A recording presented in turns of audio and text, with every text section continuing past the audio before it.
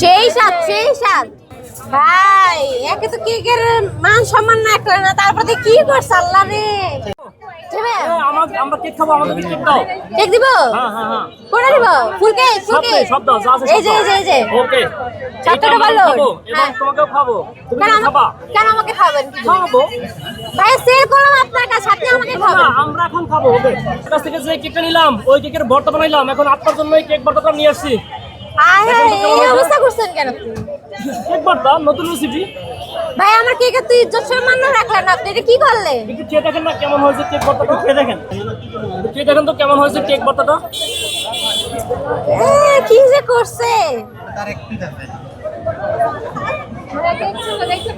কেমন হয়েছে? সেই সেই আপনি যে কেক বিক্রি করেন আস্ত কেক, তার থেকে স্বাদ ভালো হয়েছে না? অনেক মজা অনেক। তাই নাকি?